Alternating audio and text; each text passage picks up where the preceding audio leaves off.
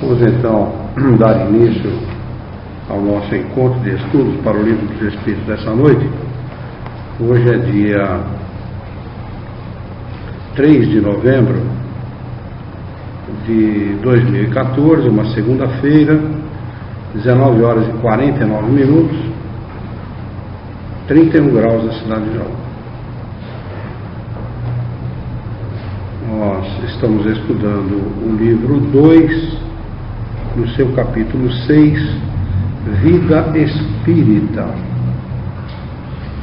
E vamos dar início ao item 3, Percepções, Sensações e Sofrimentos dos Espíritos.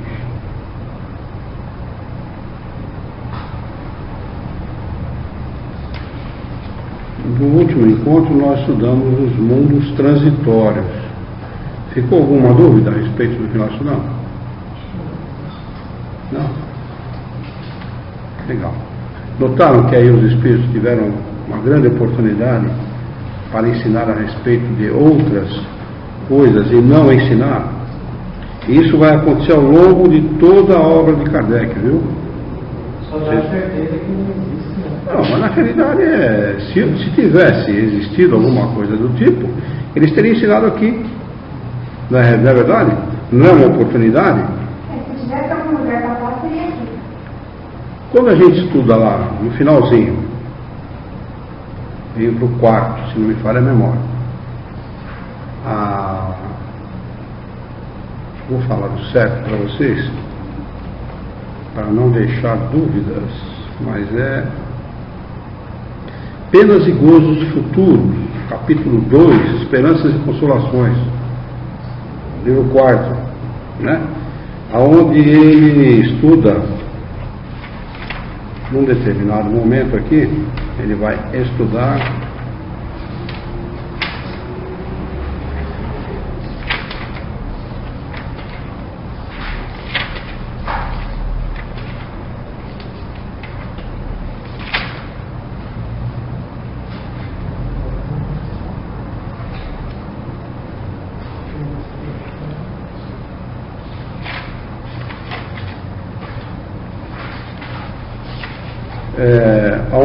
aonde os espíritos felizes estão, aonde eles gozam de sua felicidade, ou aonde eles sofrem, né, os seus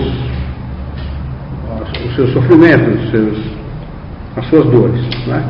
Em lugar nenhum lugar, localizado ou circunscrito.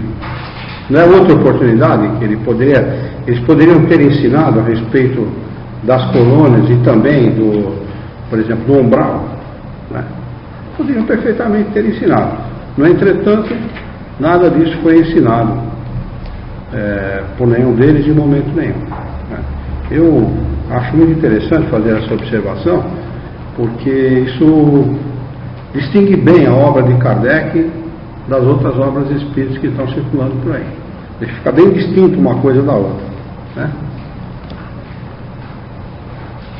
Vamos lá. Item 3, Percepções, Sensações e Sofrimentos dos Espíritos. Percepção, o que significa? É aquilo que a gente pode perceber, né? Perceber através dos sentidos, ou daquilo que o Espírito tem, que o leva a perceber, a ter uma percepção daquilo que está ao redor dele. Sensação é aquilo que não é sentido através dos sentidos, mas aquilo que muitas vezes pode estar no pensamento da pessoa ou do desencarnado, que aqui no caso é o desencarnado. E sofrimento dos espíritos, né? Como eles sofrem, qual é a natureza do sofrimento deles? Porque a natureza do sofrimento deles não é material. Eles não têm mais corpo físico. Não há como sofrer como nós sofremos, né? O sofrimento dele é moral, né? Então um desencarna no hospital sofrendo muito, né? Lá com falta de ar. Aí ele passa para o estado de erraticidade e ele pode dar uma comunicação dizendo que está com muita falta de ar. Nada mais é do que a lembrança, não é, ou a sensação que ele tem do que ele passou quando estava nos últimos momentos da existência dele. A maioria das pessoas, a maioria dos encarnados, não se lembra dos últimos momentos da encarnação. Normalmente não se lembra. O último suspiro é muito pouco lembrado por muito poucos espíritos. Mas para alguns, esse sofrimento pode ser dado como expiação, dependendo de cada um e da necessidade de cada um. Mas não é regra geral. Aliás, é exceção, né? Então, o fato de um se comunicar dizendo que está sofrendo de falta de ar, passando por muita falta de ar, pode estar exatamente nessa condição de sentir, de estar lembrando-se das sensações que teve ao desencarnar. Minha mãe repete muito isso. Quando ela morrer, ela vai morrer. Só que está lá embaixo, sem ar. Ela não suporta ficar sem ar. Tem que ver. Ela fica nervosa. Tanto pensar em ficar sem ar, ela vai ter dificuldade. Sabe que ela pegar você para embora. Amanhã ele vai estar lá, não. Só o serviço que vai levar nada, só vai estar lá. Né? E qual que é a crença dela? Ela não. Nada, né? Não vai nada. E quando você fala de espiritismo, o que ela responde? Como ela via meu pai desencarnou, meu pai no hospital, meu pai em casa. Então, ela acredita, né? E tem bastante casos na minha família, de evidência, então não tem como acreditar nisso. Mas ir atrás, assim, ou coisa não, ninguém sabe. E da crença espírita, da reencarnação, da sobrevivência da Eu alma? vou falar um pouquinho para ela, estou falando um pouquinho. Ajuda, procura ajudar nesse sentido. Procura ajudar esclarecendo. Porque lá tem muita coisa assim, sabe? Bem agitado lá. Procura ajudar esclarecendo, na medida da possibilidade, né? Nesse caso, pode ser um trauma que ela tem? Pode estar ligado, ou pode estar ligado ao fato desse medo que ela, gerado nessa encarnação, dela ter ouvido alguém ter sido sepultado vivo, alguma coisa assim. Eu já ouvi também. Casos assim. Eu tenho ojeriza disso, de ser sepultado vivo, ojeriza. Mas provavelmente isso é coisa de outra encarnação. Provavelmente. Acontecia, acontece até hoje. Teve no nosso tempo, 1960, mais ou menos, teve um ator, naquela época acho que ele era da Tupi, se eu não me engano. 69? 69. O médico dele viajou para a Europa e ele tinha aquele problema, como é que é o nome mesmo? Catalepsia. Ele era cataléptico. E ele teve o ataque de catalepsia, acharam que ele tinha morrido, sepultaram. Quando o médico chegou, falou, tira ele do rápido da tumba, porque vamos ver se a gente pode ajudar de alguma maneira, mas fazia muito tempo. Ele estava todo revirado no caixão. Todo arranhado, arranhou o caixão, se arranhou inteiro e tal. Só que ele tinha esse problema e nunca revelou para ninguém. Ele devia ter comentado com alguém da sua confiança. Nem a família? Ninguém sabia, sepultaram. E deve ser uma. Acho que é Sérgio Cardoso o nome do ator. Era um ator bastante conhecido mesmo. Se vocês procurarem no Google Sérgio Cardoso, vocês vão encontrar esse ator. Ela até me contou uma história do outro lado. Ela ficou naquela época dela lá, ninguém enterrava rápido, né? Demorava no velório, né? Mas o cataléptico, mesmo que você vê lá ele por 24 horas, porque no tempo do Sérgio Cardoso era 24 horas no velório. Não chegava a enterrar ela, não. Então ele não acordou dentro das 24 horas, não. Ela acordou. A sua avó não tem tempo de enterrar, ela acordou, ela estava velando? Era muito comum ver lá em casa. Muito bom, muito bem. Vai, Dani.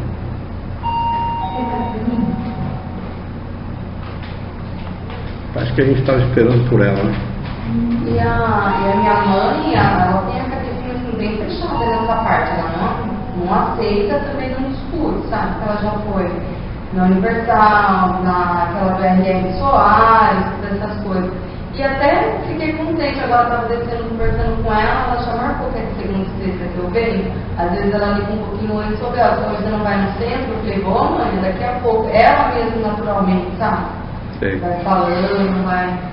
E aí eu vou conversando com ela também, né? Legal, ela vai se interessando, vai procurando passar o conhecimento, né? É muito bom. Oi, Dani, tá boa? Desculpa, senhor Luiz, mas estava numa reunião e não queria perder hoje. Não tem problema.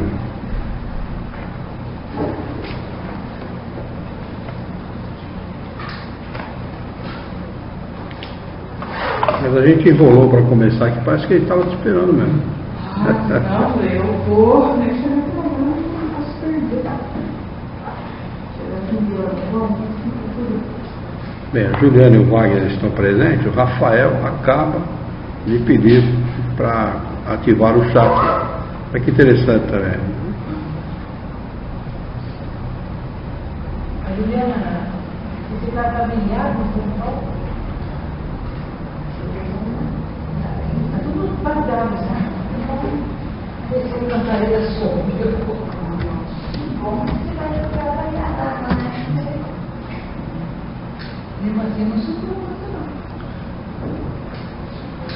Muito bem, então estamos com a Juliana, da cidade de São Paulo, o Wagner também, esposo dela, e o Rafael, lá de Mineiros, estado de Goiás. Bem longe da gente e ao mesmo tempo perto com a gente aí. Boa noite a eles, né? Desejando boa noite a todos também. Então nós vamos dar início hoje no estudo da questão do número 237, que pertence ao livro 2, Mundo Espírita ou dos Espíritos, no capítulo 6, Vida Espírita. No item 3, Percepções, Sensações e Sofrimentos dos Espíritos. Questão de número 237. A alma, uma vez no mundo dos espíritos, tem ainda as percepções que tinha nesta vida? Resposta: sim. E outras que não possuíam, que é as percepções, aquilo que a gente percebe através dos sentidos, tato, visão, audição, né? Olfato, paladar, etc. Né? Eles respondem: sim, tem sim.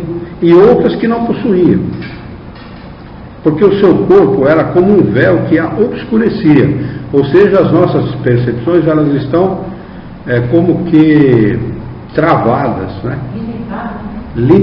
Essa é a palavra mesmo, viu? Muito limitada pelo corpo físico, né? A gente fica extremamente limitado. A inteligência. Oi. Tem 5 sentidos, então, que eles têm?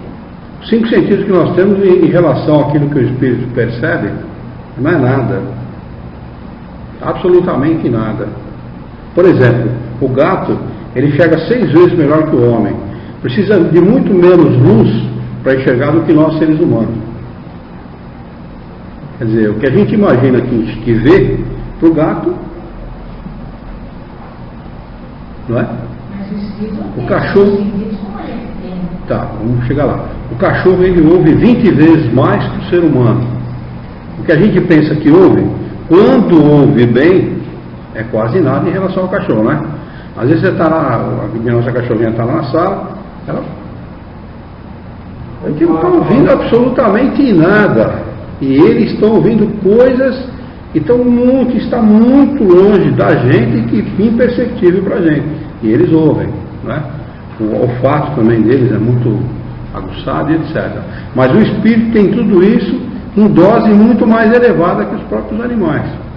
O espírito, por exemplo, ele enxerga 360 graus, sem precisar de luz. Ele ouve também 360 graus, sem precisar de nenhum aparelho especial para isso. Ele transmite o seu pensamento a distâncias inimagináveis. Nós também transmitimos, nós não nos damos conta disso. O espírito se dá conta disso, né? Não, Ele diz aqui que tem, mas o paladar, como nós entendemos, não, porque nós... o paladar, como não? Como não o olfato? Por que não o olfato? Ele percebe, ele diz aqui, ele percebe que nós percebemos e muito mais. E muito mais. É que tem coisas que nós não imaginamos, né? Tem coisas que nós não imaginamos, que os espíritos sentem, percebem, ouvem, né? Para nós o que é muito belo, para eles, imagina um cara que percorre o universo, as galáxias, as constelações de estrelas. O que é muito belo para quem conhece uma coisa como essa de perto? Né? Quer dizer,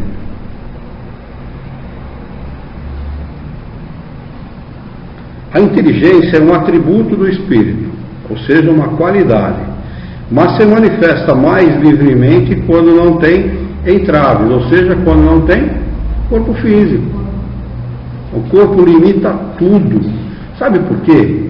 Porque nós temos que viver aquela experiência experienciazinha lá na nossa cidadezinha, com a nossa família, com os nossos amigos, com os nossos colegas, lá, naquele lugar, localizado, circunscrito. É aquele momento, aquela experiência que nós temos que viver, né? Então o espírito sequer imagina o conhecimento que ele tem, a extensão desses conhecimentos, quanto a sua inteligência é desenvolvida, é porque está tudo limitado. E tem que ser assim mesmo, né? 238. As percepções, os conhecimentos dos espíritos são limitados? Ilimitados? Sabem eles todas as coisas? Resposta: quanto mais se aproximam da perfeição, mais sabem. Se são superiores, sabem muito. Os espíritos inferiores são mais ou menos ignorantes em todos os assuntos.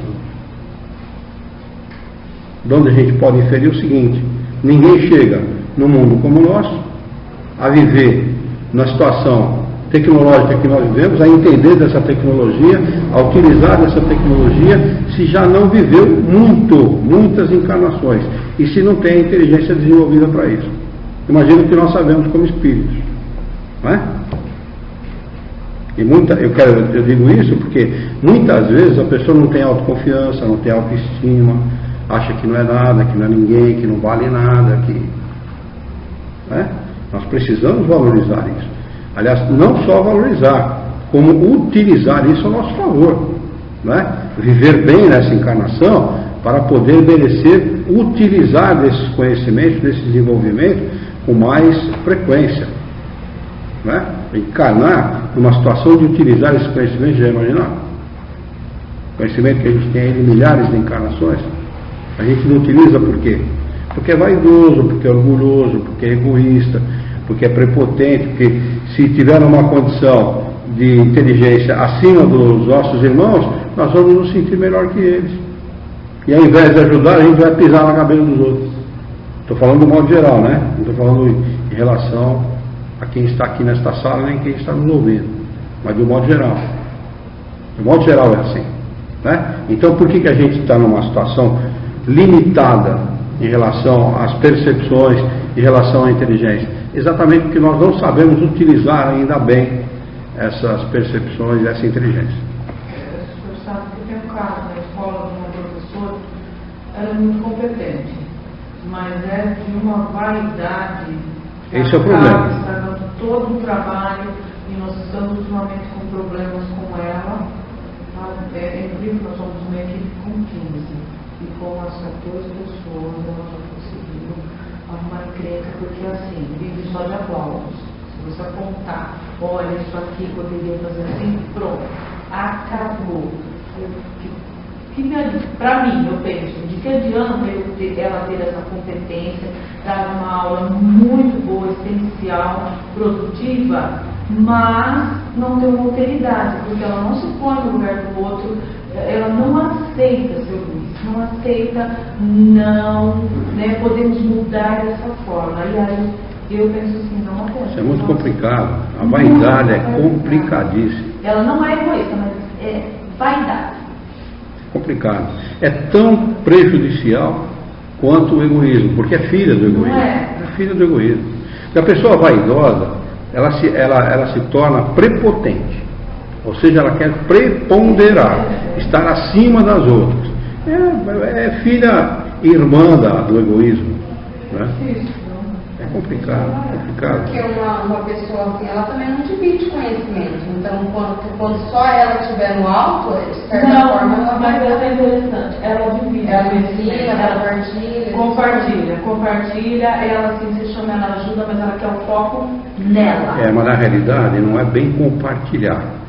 Ela se coloca na condição de ensinar. Também. De ensinar. Não é? Enquanto ela estiver ensinando, ela vai estar tudo bem para ela. A partir do momento que ela se igualar em dividir uma opinião, ela já não aceita mais. Então ela não compartilha. Porque compartilhar é assim: eu estou falando aqui sobre isso, eu não concordo muito bem com isso, porque é assim, então vamos raciocinar e tal. Então a gente faz uma reflexão a respeito do assunto e a gente chega a uma determinada conclusão. Isso é compartilhar, né? Mas quando a pessoa fala, não, é assim, é do jeito que eu estou falando, pronto, aí esquece, né? A reflexão é que leva ao conhecimento, não a imposição do conhecimento. Eu estava na reunião, na reflexão, é o que a gente faz, estuda o tema, né? Inclusive é como sexta-feira que nós fazemos a nossa reunião. Mas olha, você pode mostrar a lei, você pode... É difícil. Complicado lidar com gente assim. E a vaidade no homem é pior que a vaidade na mulher. Você pega esses políticos vaidosos, esses homens vaidosos, no modo geral, é pior que a vaidade feminina. É complicado. Vaidade é uma coisa complicada. Porque o vaidoso normalmente é ciumento. E o ciumento normalmente ele é invejoso. Normalmente. Tudo é categoria de cabelo também, Dani. Você não tem, é tudo rincha, igual a Luísa, nem morava aqui. Não tem amigo. Lá no sul ele fala que acabou um produto, podia pegar emprestado, o fornecedor passava, devolvia. Aqui é um fuçando no Face do outro para ver trabalho e maracutaia. Sabe, faz uma escola 6 meses de cabelo uma vez por semana. Não, eu sei tudo. O ego muito elevado, entendeu? E não divide Isso é comum entre os seres humanos. É comum. Né? Mas pode ver que todas essas 3 coisas estão ligadas, né? A vaidade, a inveja, né? E o ciúme. São 3 coisas que estão ligadas, né? Intimamente ligadas. Normalmente a pessoa que é desse jeito é invejosa dos outros. Às vezes ela não revela isso, mas ela tem esse sentimento. E o sentimento de inveja é um sentimento terrível, porque destrói a pessoa. Se ela vê a outra melhor um pouco que ela fica destruída. Deixa eu ter uma noção, tem várias intervenções na escola. Ela fez a intervenção dela da disciplina de filosofia. E todo mundo participou. Quando a de língua inglesa fez a intervenção, ela faltou. Então ficou bem claro. Tem que ela com seu foco. Então.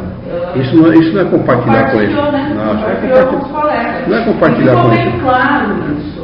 Tá? Quando o Diar fez uma intervenção, ela também não aparece. Na dela tem que ser. E é uma pessoa assim, se eu marco ele sexta-feira para uma professora ir até o SBT, fazendo um projeto de jornalismo. Quando ela viu que eu marquei para essa professora, que eu telefonei tudo, ela inventou para ir na casa do Amaral Carvalho no mesmo dia, porque é um ônibus só.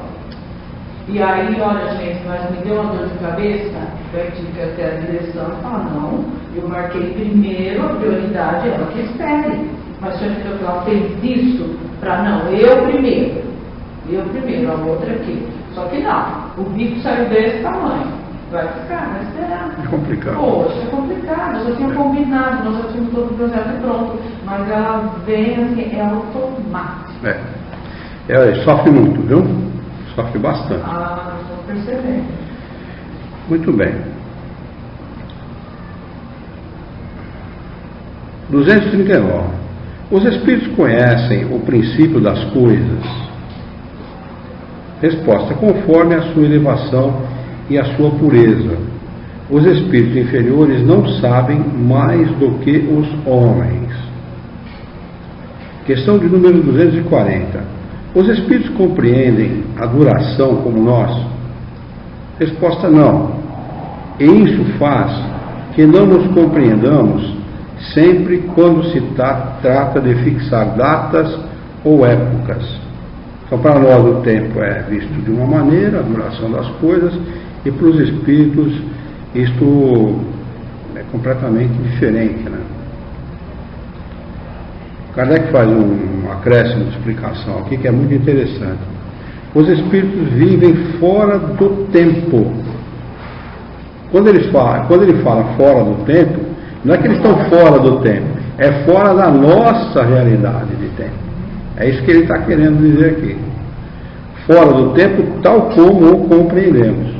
Então, muito pouco eles se dão conta ou dão valor para datas festivas, comemorativas e etc.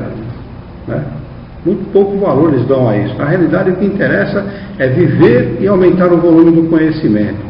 Isso é o que realmente interessa para eles, viver bem, viver com qualidade, com dignidade. Né? O resto é coisa humana. A duração para eles praticamente não existe. E os séculos, tão longos para nós, são aos seus olhos apenas instantes que desaparecem na eternidade. Da mesma maneira que as desigualdades do solo se apagam e desaparecem para aquele que se eleva no espaço. Agora dá para ter uma boa noção, né? Quando você está muito já... Quem já andou de avião aqui? Quando a gente está no avião, a gente olha para baixo, especialmente à noite, né? Quem já viajou à noite de avião sabe. Você olha para baixo, vira tudo uma coisa só. Né? A única coisa que a gente sabe diferenciar um pouco, mesmo em ver, né, é a água do continente. Né? Mas vira linear a coisa. É mais ou menos nesse sentido que ele está falando. Realmente fica muito linear. 241. Os espíritos fazem do presente uma ideia mais precisa e mais justa do que nós? Resposta: mais ou menos como aquele que vê claramente tem uma ideia mais justa das coisas do que o cego. Os espíritos veem o que não vedes e julgam diferente de vós. Mas, ainda uma vez, isso depende da sua elevação.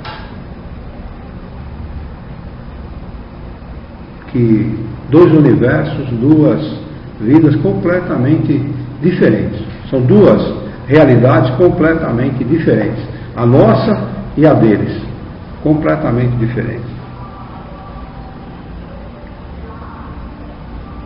242. Como têm os espíritos o conhecimento do passado? Esse conhecimento é para eles ilimitado? Resposta: o passado, quando dele nos ocupamos, é um presente, precisamente como que lembras de uma coisa que te impressionou durante o teu exílio. Entretanto, como não temos mais o véu material que obscurece a tua inteligência, lembramo-nos das coisas que desaparecerão para ti. Mas nem todos os espíritos conhecem, a começar pela sua própria criação. Entende como é que funciona essa questão da lembrança do passado? Vocês entenderam? Ficou claro? Para vocês? Hã? Ficou claro, né? Não prestaram atenção? Vamos lá então, vamos repetir. Como tem os espíritos do conhecimento do passado, esse conhecimento é para eles ilimitado. Por quê? A maioria dos espíritos que comunicaram com Kardec revelaram que tem sim um conhecimento do passado, mesmo aqueles mais inferiores, os menos esclarecidos, né, os que estavam em sofrimento, demonstraram isso. Então Kardec faz essa pergunta, já que está estudando percepção, sensação e sofrimento, ele está fazendo essa pergunta para os espíritos para saber como isso funciona. Respondem os espíritos superiores o seguinte: O passado, quando dele nos ocupamos, é um presente, não é? Quando nós paramos para lembrar do passado, o passado deixa de ser passado. Ele passa a ser presente. Nós estamos vivenciando aquilo. Precisamente como queremos ver uma coisa que te impressionou durante o teu exílio.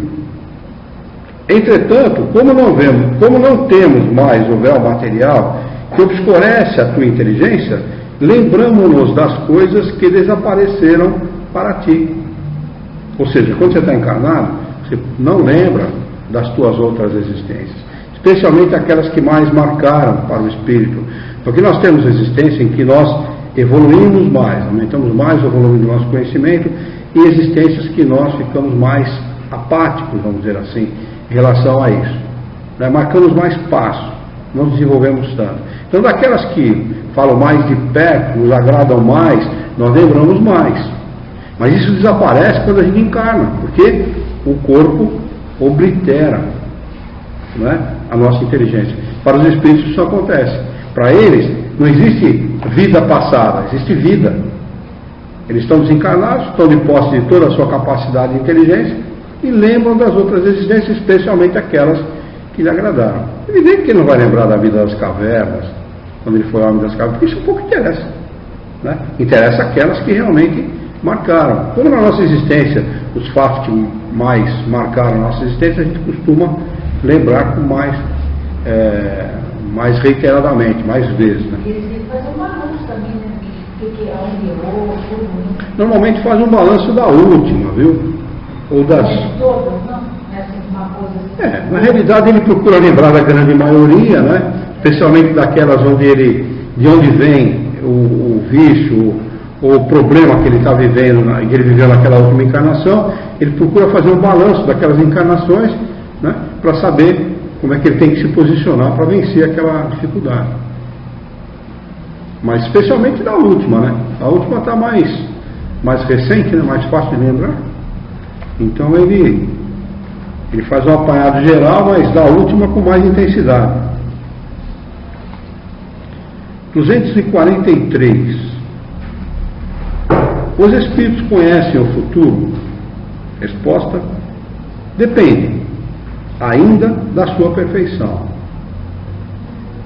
Quase sempre nada mais fazem do que entrevê-lo, mas nem sempre têm a permissão de revelar. Quando o veem, ele lhes parece presente.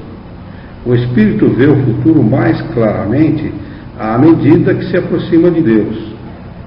Depois da morte, a alma vê e abarca de relance as suas migrações passadas, mas não pode ver o que Deus lhe prepara.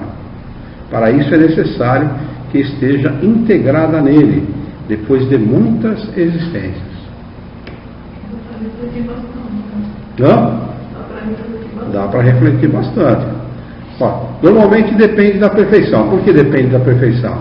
Porque vai chegar um momento que ele vai dar o seguinte exemplo. Uma montanha alta, né? O espírito que está no pé da montanha, bem aqui embaixo, o que ele vê? No máximo 10, 15 metros para frente e 10, 15 metros para trás, não é assim? Ou que está ao redor dele. O espírito que está em 1/3 de altura na montanha, ele vai ver o quê? Uns 30, 40 metros para lá, uns 30, 40 metros para cá, e o que abarcar a sua visão. Aquele que está na metade da montanha vai ver uns 80, 100 metros para lá e uns 80 ou 100 metros para cá. E tudo que estiver ao seu redor. E quem está no cume da montanha? Tudo. Essa é a diferença entre o espírito com pouco desenvolvimento e o espírito superior. O espírito superior, aquele que está no pé da montanha, o que está vindo aqui ele não está vendo, mas o espírito superior está vendo. E ele sabe o que vai acontecer. Vai acontecer o encontro desses dois aqui, onde está aquele outro. Né? Isto que é o futuro, que na realidade para ele é linear, não existe diferença. Apenas aquele outro, como é menos esclarecido, né? Ele não está vendo aquilo que o superior já está vendo muito antes. O senhor Luiz, até mesmo assim, o mais inferior espírito, que já está desencarnado, é diferente de nós que estamos encarnados, mas questão de conhecimento e sabedoria, essas coisas, é como ele está dizendo aqui, não sabe muito mais do que os homens. Não. Mas mesmo assim é diferente de nós ainda. É diferente porque as percepções deles são diferentes. Mais aguçado dessas coisas. Na realidade, ele pode se locomover pelo espaço, ele vê 180 graus, ouve 180 graus, percebe sons, cheiros, coisas que nós não percebemos. Ele entra em contato com os outros espíritos, conversa com os outros espíritos. Ele pode, quando, para isso há possibilidade, dependendo do seu desenvolvimento e dependendo dele estar liberto já das suas sensações terrestres, ele pode percorrer outros planetas a título de conhecimento. Que ele tem que ir se apurando mais para conhecer mais. Aí sim, essa é a função da vida. Essa é a função da nossa existência. Não, sim, mas eu digo assim, mesmo ele sendo inferior em tudo isso daí, ele ainda é diferente de nós. Muito diferente. Sim, por muito tudo diferente. isso que ele consegue fazer, sentir, perceber. Mas em questão de conhecimento, ele também está praticamente igual a nós. Praticamente. Os espíritos revelam isso com dois propósitos. Primeiro, nos estimular a conhecer. E segundo, para que nós tomemos muito cuidado com as comunicações espíritas, né, com os fenômenos espíritas, porque você pode estar diante de um espírito que não tem muito conhecimento. Né? E não é porque ele é um desencarnado que ele abarca todo o conhecimento, como era a crença, como é crença em outras religiões. Quando a pessoa desencarna, ela tem conhecimento de tudo. Não tem. Não é assim. Exatamente por isso que eles fazem essa revelação. Para mostrar para nós que os atributos dos espíritos, as percepções dos espíritos, né, são completamente diferentes das nossas. Nós estamos, é mais ou menos assim, a comparação, mal comparando. Já viu uma pessoa no escafandro? Sabe o que é escafandro? Escafandro é aquela roupa de mergulhador. Ah, sim. Aquela bola aqui, que troço na frente e tal. Não estou falando de roupa de mergulhador, aquela que o cara nada rápido, não. Escafandro, para ele ir a 100, 150, 200 metros de profundidade, bem profundo mesmo. É mais ou menos, o escafandro tem um peso muito grande de chumbo, para o cara poder descer e tal. Né? É mais ou menos um cara numa roupa daquela e fora daquela roupa. A diferença é mais ou menos essa. O que o cara faz numa roupa daquela? Ele mal consegue se locomover, mal consegue. Isso muito mal comparando, viu? Muito mal comparando. Nós vamos para a gente ter uma ideia. Porque você já imaginou? Você não precisa de luz para ver? Você não precisa de palavra articulada para se comunicar? Você não precisa de língua, idioma para se comunicar? O idioma dos espíritos é idioma universal, pensamento. Você não precisa de alimentação, você não precisa de proteção, você não precisa de água, você não precisa de absolutamente nada que um encarnado precisa. Tudo vai ser, basicamente não tudo é só vida moral mesmo. Não tem nada de vida material, não existe vida material. É completamente diferente.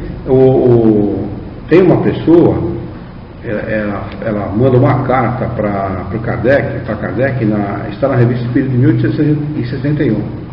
Né? E ele, por intuição, ele escreve a respeito da vida espiritual. Né?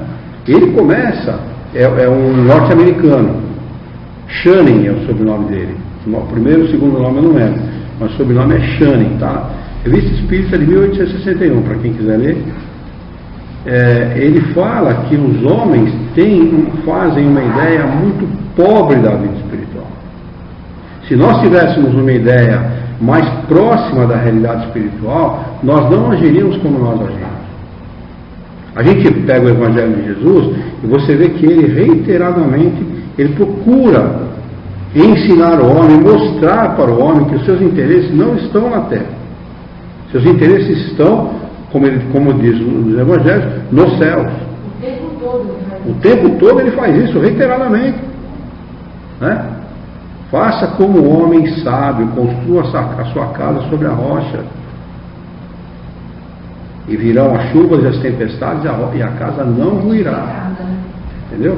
Não faça como o homem imprudente que constrói a sua casa sobre a areia. Porque o que ele quer dizer com isso? Exatamente isso. Né? E na realidade, a grande maioria dos homens são como o homem prudente que constrói toda a sua vida em cima da areia. Quando ele desencarna, quando ele se dá de frente com a realidade, o que acontece? Ele está pobre, ele não tem nada para mostrar. Ele não construiu nada, ele só construiu coisa material, que na realidade leva o homem aquilo que se chama de perdição, que no meu entender não é perdição coisa nenhuma, tá? Porque se fosse perdição, seria perdição se ele não tivesse mais possibilidade de se reaver com aquela situação, de corrigir aquela situação através de futuras encarnações. Então não é perdição coisa nenhuma. Na realidade o que ele fez foi ser imprudente e vai ter que arcar com o custo dessa imprudência, né? Passando por mais 1, 2, 3, 4, 5, vai saber quantas encarnações, para corrigir aquele mal que ele produziu. E a todo mal que nós produzimos, existe uma cobrança, e a cobrança é severa, rígida para quem passa. Né? Já imaginou reencarnar tetraplégico? Idiota? Não é brincadeira. É sério. O espírito está ali, ele raciocina, ele tem inteligência, ele sabe o que ele quer e não pode se manifestar. Já imaginaram isso, gente? Já se imaginaram pensando, querer dizer para alguém eu te amo, você não ter condição do corpo poder manifestar isso? Sabe o significado do sofrimento de uma situação como essa? Dá para a gente imaginar, né? Então mais ou menos por aí, né? Quer dizer, nós precisamos, através desse conhecimento que nós temos, como a gente sempre fala, isso aqui é uma riqueza, né? Começar a fazer, nos prepararmos para adquirirmos não só adquirirmos esse conhecimento, mas colocarmos esse conhecimento no nosso dia a dia em prática, que é para poder desencarnar e estar bem, né? Ou bem melhor do que nós tivemos na nossa última encarnação, e merecermos reencarnarmos cada vez melhor, acumulando conhecimento, evoluindo, construindo o nosso futuro, porque não queira construir o futuro do próximo, viu? Não queira, cada um constrói o seu. A gente, no máximo, você pode ajudar dando bons exemplos, ajudando com palavras, mas construir o futuro do próximo, cada um faz a sua evolução como sabe e pode, como diz o seu Milton, é verdade. Mas tem alguma coisa que os espíritos façam quando eles desencarnam, uma espécie de um filme? Eu nunca li isso, não. Nunca viu? Não. É um filme sobre a vida dele. Eu nunca falam isso, né, nos livros, né? Eu posso dizer para você que eu nunca li. Isso não procede, então? Eu até hoje não me lembro de ter lido. Eu não me lembro de ter lido. Né? Esse negócio também do túnel e tal. A revista Espírita eu nunca li. Espírito, na revista O Céu e o Inferno, no livro O Céu e o Inferno, na revista Espírita, eu nunca li nenhum espírito se referindo ao desencarne dessa maneira. Eu estava num túnel escuro, vi uma luz no final do túnel, alguém veio me receber. Teve aquele rapaz que teve aquela experiência de ele falou das duas possibilidades. Além de ele ter visto o túnel, ele falou assim, eu lembrei da minha infância desde quando eu nasci até... Eu acho que também esse tipo de situação pode estar atrelado à nossa maneira de pensar.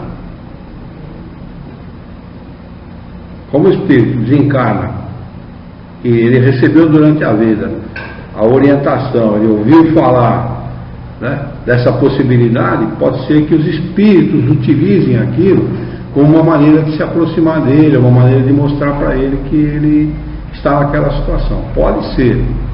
Porque os espíritos que comunicaram para Kardec, nenhum deles eu ouvi até hoje se referir ao desencarne dessa maneira. Kardec pergunta, você foi recebido por alguém? Sim, fui recebido pelos meus parentes, pelos meus amigos, pelo meu pai, pela minha mãe, pelo meu tio, pelo meu avô e tal. Mas nunca eu vi um túnel, aí eu vi uma luz. E mesmo quando desencarna assim, que é recebido, de início tem esse embaralhado, tudo turvo, né? É o estado de confusão que ele chama. É o estado de confusão. Mas ele compara esse estado a mais ou menos o fato de alguém ficar muito tempo sem dormir e quando ele dorme um pouco, quando ele acorda, ele não sabe muito bem aonde ele está. É mais ou menos essa situação. Eu já passei, já vivenciei uma situação como essa, e realmente você não sabe onde está. Você não sabe onde está. Você vai precisar de alguns segundos para tomar pé da situação e saber onde você está. É muito interessante isso. E o desmaio também, que eu nunca tinha passado na minha vida, eu desmaiei quando fui fazer um exame, uma avaliação de próstata, desmaiei, foi uma coisa mais gostosa do mundo. Se aquilo é desencarnar, eu quero desencarnar rápido. Foi muito bom, foi longe. E foi coisa assim eu acho que não durou 10 segundos. Não durou 10 segundos, foi muito rápido. Mas eu fui longe. Vocês imaginem uma distância muito grande. Eu fui longe. Deve ser muito bom. Deve ser muito gostoso. Mas é interessante, você vê como as coisas espirituais divergem completamente das materiais, né? São completamente diferentes. Nem tem noção. Eu reputo da seguinte maneira: quando a gente desencarnar, a gente vai falar assim, puxa, mas era isso. Uma coisa mais ou menos assim. Vai ser uma surpresa. A morte, você lembra da comunicação dele, Platão? Sim. A morte é isso? Né?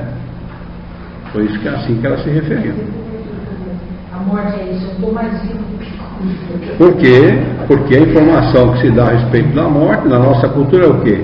Que a morte é uma coisa tétrica, que é uma coisa pavorosa, que é uma coisa horrível. Ou acabar no nada, eu acho que é esse o pavor. Ou morrer, desencarnar com dor, tipo num acidente, ou num impacto muito forte, que na verdade a gente sabe que o espírito não chega nem a sentir, não é isso? A grande maioria. Ou por justamente o medo de perder essa individualidade, de achar que acabou com nada. Mas essa nossa prima, ela era religiosa. Religiosa no sentido de frequentar a igreja e tal, era uma pessoa boa, né? Bom coração. Jovem, 37, né? 42. Jovem, né? E ela se comunicou aqui na casa. Puxa, mas isso que é morrer isso? Nós não fazemos ideia. Se nós tivéssemos uma ideia, e isso que eu gosto muito na doutrina espírita. Para mim, desencarnar é algo que a gente deve desejar. Para mim, isso tornou isso. É claro que no tempo certo, no momento certo, quando aprover a Deus, é claro, evidente, né? Diga-se de passagem, para as pessoas não imaginarem que a gente é, né? Ô, Luiz, não tem jeito de adiantar, não? Sem forçar a situação, de pedir mesmo. Não, é sério, eu estava pensando em assistir em casa aí. Não, o fato é o seguinte, porque olha... é o tempo que tem que passar mesmo, para aprender. Não é só o tempo que tem que passar, nós podemos adiar a morte. Viu? Porque se nós estamos na carne, tem um propósito. Quanto mais tempo na carne, melhor para nós. Aprende mais. Entendeu? A experiência é maior. Você vai adquirir maiores experiências. Né? Então, tanto você pode abreviar pelo mau uso do corpo, como você pode adiar pelo bom uso do corpo. E é claro que se você está fazendo bom uso, o primeiro beneficiado quem é? Você mesmo. Né? Então, o fato é que, estudando a ciência espírita, você passa a desejar, porque você sabe que a vida espírita é uma vida muito melhor que essa, sobre todos os aspectos, ainda que nós sejamos espíritos mal informados, vamos dizer assim, né? Em vias de evolução, ainda que nós estejamos nessa condição, é muito melhor que a nossa vida material, mas de qualquer maneira que ela aconteça, que o nosso desencarne aconteça no momento aprazado. Mas o mais gostoso dessa história toda é desejar isso, que é o oposto da grande maioria. Quando você fala em morte para alguém, a pessoa, pelo amor de Deus, não quer nem ouvir falar nisso. Então você vai tirar um soninho, né? Você fala que tá morrendo. Eu falei isso para uma médica. Fui fazer um exame em São Paulo, minha filha que marcou, a Juliana, e aquele ecocardiograma, né? Eu estou muito tranquilo para fazer exame. Tem gente que treme tudo, treme na base, acha que já está com problema. Eu não estou nem aí. E a mulher estava fazendo o exame e ela, não sei o que foi o momento lá, que a máquina fica fazendo um barulho. Ela pega o som do coração e ela falou, agora vai mudar o barulho porque eu vou fazer tal coisa assim. Eu falei, pode ficar tranquila, porque eu não tenho medo nenhum de morrer. Ao contrário, eu desejo a morte. Eu gostaria de pensar dessa maneira. Foi isso que ela me falou. Né? Porque acho que a grande maioria que vai lá, quando mexe com o coração, o cara Já chega morrendo. já chega bom. E é o contrário. Isso que é gostoso no estudo da doutrina dos Espíritos. Porque você muda a sua posição em relação à vida. Você muda a sua maneira de encarar a vida.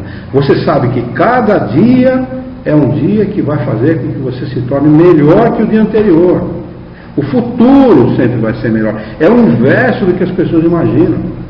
Todo mundo é muito preocupado porque o mundo vai acabar em fogo, porque o mundo vai acabar em água. Não vai acabar nada, não acaba nada. Nós, os espíritos, ficamos muito confortáveis nessa situação, porque sabemos que acima de todas as coisas está o espírito e não a matéria, e não os bens materiais, né? E não o mundo. Para nós, viver na Terra ou viver num outro planeta qualquer, tanto faz, não muda nada. Nós não somos terráqueos, somos espíritos do universo.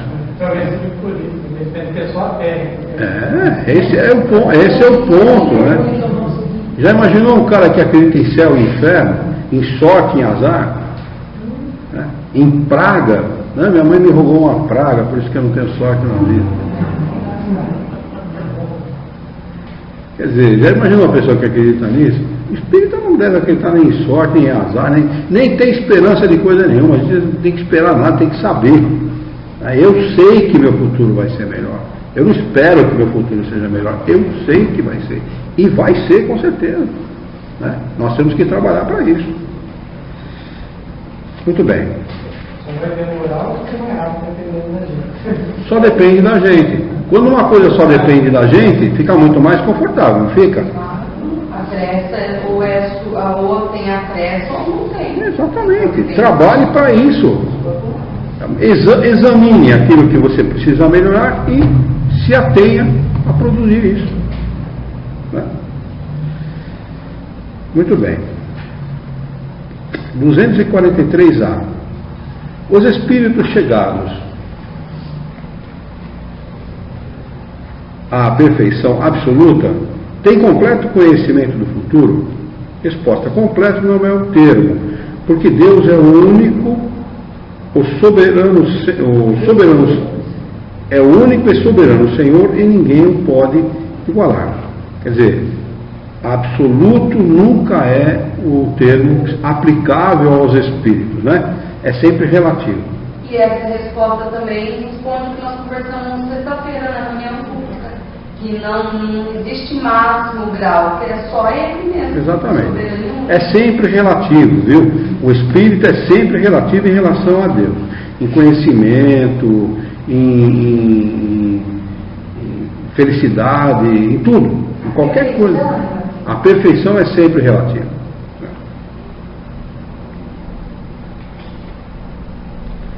Vamos lá. 244. Os espíritos veem a Deus? Resposta: somente os espíritos superiores o veem e compreendem. Os espíritos inferiores o sentem e adivinham. Olha, esta resposta fica a cada um a sua interpretação. Porque o que significa ver a Deus? Eu fico pensando. Eu fico pensando o que é ver a Deus. Não sei. Não, mas ele está falando, os espíritos veem a Deus, somente os superiores o veem e o compreendem. Né? Quer dizer, eu estou me referindo aos superiores mesmo, o que é ver a Deus? Qual é a natureza de Deus? Será que ele é algo que se vê? Será que ele não é ela?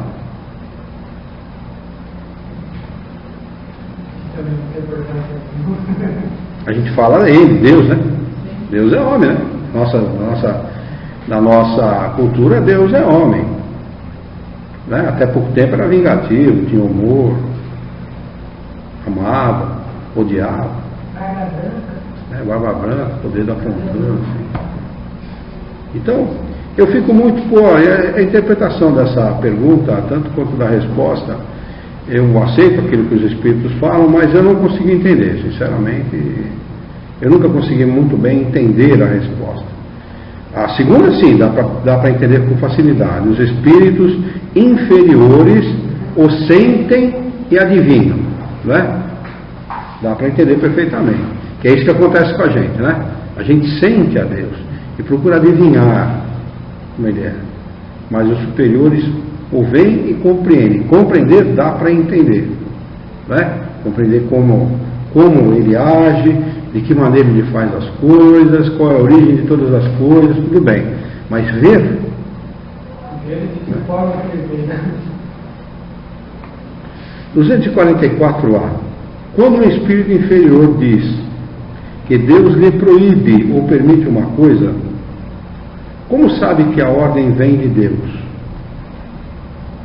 Resposta: ele não vê a Deus, mas sente a sua soberania. E quando uma coisa não deve ser feita, ou uma palavra não deve ser dita, recebe uma intuição, uma advertência invisível que o inibe de fazê-lo.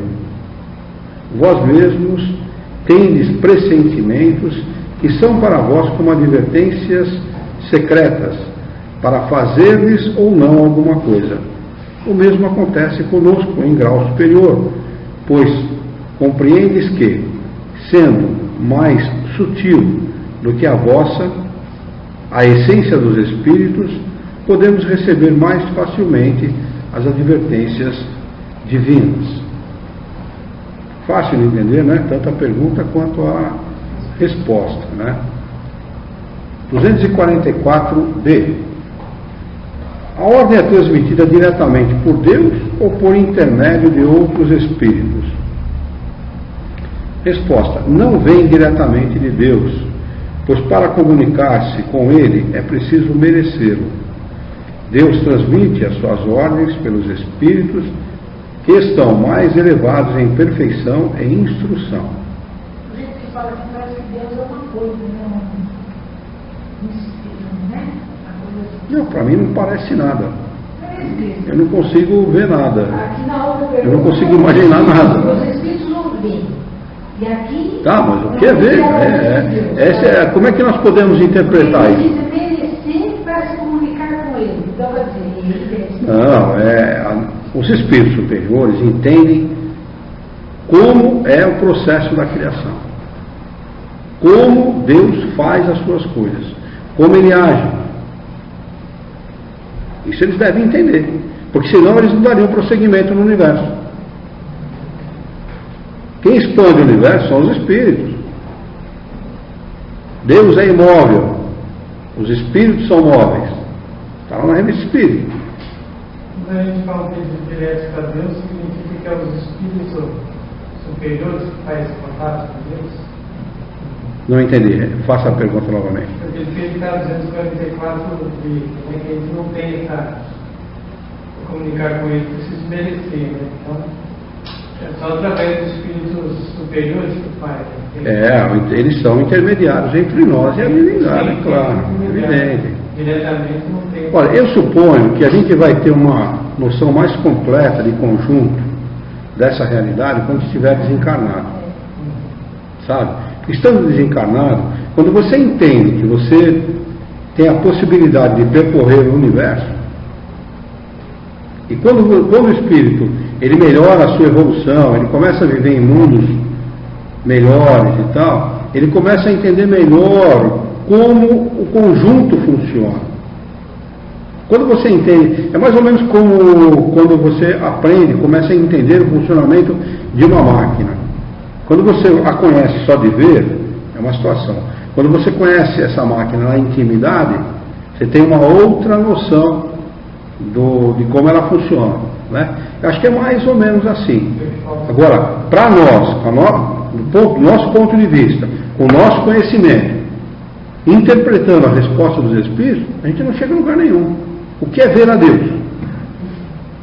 Não dá para... Sinceramente, eu não consigo abarcar essa realidade, não consigo perceber, porque ver do verbo ver, vem do verbo ver.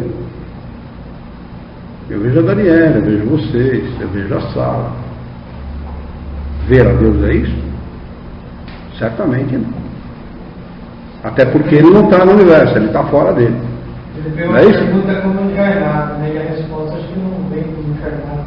A resposta vem na medida das possibilidades de cada espírito, né? Na medida da realidade de cada espírito. É claro que eles não vão aprofundar. Você lembra lá no começo, quando chega um momento que eles falam assim, para de perguntar a respeito de Deus, aqui está bom? Tem coisas que eles não podem Não podem responder. A nossa inteligência não abarca ainda. Nós não temos elemento de comparação. Então não dá para ir mais fundo, não dá para ir mais adiante. É a mesma coisa você querer falar de engenharia de aviação para um índio. A gente então tem que agradecer muito já de ter esse ensinamento aqui. Como? Nossa, a gente tem que agradecer muito. Muito. Por ter esse ensinamento, porque às vezes não tem conhecimento ainda nem para entender. Isto não aqui, nada. este conhecimento, não é um passo, é um salto na evolução humana. Isso aqui é um salto para nós. Sem isso aqui, a gente pode dizer que é cego. Concorda? Concordo. A gente é cego. A gente não vive, a gente sobrevive. A nossa vida tem muito menos de dignidade, muito menos de tranquilidade, muito menos de equilíbrio, muito menos de prudência. Não é verdade? Então, isso aqui não é um passo, isto é um salto para o conhecimento humano e um presente, um verdadeiro presente, um tesouro que nós recebemos, né? E que através dele nós podemos nos preparar para um desencarne digno e um reencarne mais digno ainda, mesmo que seja um planeta como esse, não tem problema nenhum. O que nos interessa é ir melhorando cada vez mais e nos aproximando da realidade espiritual, porque até então a gente estava afastado, a nossa realidade era outra. Muitos do nosso mundo não se dão conta disso, não cogitam disso, não é verdade? Simplesmente não cogitam. Tem gente que está dando tiro no outro, tem outros que estão assaltando, outros estão roubando, outros estão enfiados num bar, outros estão falando mal da vida alheia, outros estão pensando em matar o chefe, né? Para mim, a primeira palavra que vem em mente, não só, mas a primeira é libertação. Lógico, com depois o livre-arbítrio, causa e consequência, ação, mas assim, de ninguém enganar, de você saber que você tem que fazer por si mesmo. É isso mesmo. Exatamente isso. Não, ela é uma doutrina. Não é encontrar uma ideia para se sentir mais segura, achar que você está no meio dos eleitos. Que eleitos? Não tem eleito. Todos somos eleitos. Então. Né? Não existe eleito. Ou no sentido de exclusividade. Não existe isso. Né? Todos nós somos eleitos, independentemente da crença. Mas o que eu quero dizer é o seguinte: ela é uma doutrina eminentemente consoladora. Porque ela mostra para o homem quem é você, de onde você veio e para onde você vai. Isso é extremamente importante, porque esta é a pergunta, é a resposta que todos os homens buscam. Ah, se eu soubesse quem eu sou, eu não sei nem quem eu sou. A pergunta do outro não é, penso logo existo? Por que ele chega a essa conclusão? Porque ele queria saber quem ele era. E não há resposta, se você não tiver esse conhecimento, não há resposta. Ele chegou à seguinte conclusão: se penso, logo existo. Filosoficamente, isso é a resposta que todos os filósofos buscam. E o homem, quando tem a maturidade suficiente para entender a importância desses ensinamentos, isto altera a vida dele de uma tal maneira que nunca mais ele vai ser o mesmo. Olha a importância disso. E eu afirmo para vocês, nunca mais vocês serão os mesmos. Nunca mais. Vocês podem mudar para a China. Vocês nunca mais serão os mesmos. Todo dia, um pouquinho, acrescentando uma coisinha, você lembra do que é o certo, você troca. Mesmo a gente sendo falho, errante, buscando sempre um conhecimento, uma coisinha todo dia. Agora você imagina ao longo do tempo se dedicando, se empenhando mesmo. Exatamente, é evidente. Mas a proposta é essa. Não é tornar-se santo do dia para a noite. Ao contrário, é ir aumentando o volume do conhecimento. O Criador sabe disso, por isso que ele não pune. Ele ama. Ele dá para a sua criatura todas as oportunidades, todas, indistintamente todas. Não é? Então não há ninguém que vai ser punido, porque eu fiz isso, eu fiz aquilo. Não existe isso. O que existe é a consequência do ato. Não é? Quando você toma consciência disso, a vida muda. E muda para melhor. Você fica mais confortável na vida, você vive de uma maneira mais confortável. E, sobretudo, você passa a viver realmente. Você passa a viver com dignidade. Porque quem não dignifica a vida não vive. Nós temos que dignificar a vida, porque dignificando a vida, sendo úteis na vida, nós nos sentimos bem, nós nos sentimos dignificados. Nós temos uma coisa chamada dignidade, coisa que muita gente não tem. Tem muita gente que não tem trabalho, muita gente que não tem uma casa, muita gente que não tem um lar, muita gente que não tem uma família, não é? E muita gente que tem tudo isso e não tem a dignidade de dizer, eu mando na minha vida, porque não manda na própria vida. Não é assim? Então, olha a importância, né? Quer dizer, nós recebemos essa riqueza e somos ricos. Nós somos ricos. É assim que eu entendo o Espiritismo. Eu sou um cara bilhardário, milionário, porque eu tenho uma riqueza que, lamentavelmente, poucos homens buscam. Poucas pessoas se empenham em buscar. Não é? E não somos privilegiados, isso aqui é de todos. Não é? Vamos lá. Deixa eu ver aqui se a gente... nós estamos na 244, né? É. Tá. Vamos anotar então a 244 para a gente encerrar. Hoje é dia 3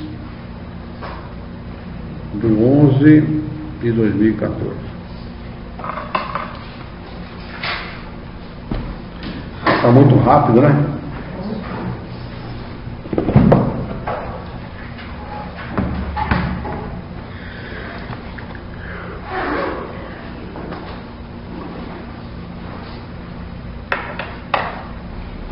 Vocês vão imaginar desencarnados, de posse de todos os atributos do Espírito, estudar a doutrina espírita? Que maravilha que não deve ser? Que coisa extraordinária. Só uma curiosidade agora, que eu estava falando da visão do gato, né, do cachorro. É verdade que os animais têm os espíritos? Eu acho que não. Eu acho não. Eu respondi errado. Eu tenho certeza que não. Não. Porque cachorro, qualquer animal não tem mediunidade. O que acontece com os animais, por exemplo, um cavalo se assustar e foi por causa que o espírito assustou, isso é possível. Por quê? Eles podem materializar-se para o cavalo e não para o dono do cavalo. Então eles assustam o cavalo empina, o dono cai e tal. É dessa maneira que as coisas acontecem. Mas não porque vê ali essas coisas. Não, absolutamente. Animal não tem mediunidade. Mediunidade é uma faculdade humana. Só os humanos têm. Que tem um propósito. Não é? Faculdade não tem o propósito de nós vermos espíritos, ou dos animais veem espíritos, nada disso. Animal não tem mediunidade. Até porque eles não têm nem provas nem expiação. Animal não tem prova de expiação. Ele desencarna, reencarna, desencarna, reencarna, desencarna, reencarna. Por isso que eu sou contra o animal sofrer. Eu sou totalmente contra, ele não tem que sofrer nada. É claro que se puder manter ele na vida, quanto mais você puder manter ele no corpo, melhor para ele, né? Para a experiência dele. Mas está sofrendo, sacrifica. Sacrifica, ele vai reencarnar, como dizem os espíritos, quase que imediatamente. Então, não vai faltar espaço para ele não. Senão nesse mundo, no outro, não vai faltar espaço. Muito bem, alguma pergunta, alguma colocação que alguém queira fazer sobre o que nós estudamos na noite de hoje? Juliana, Wagner, Rafael.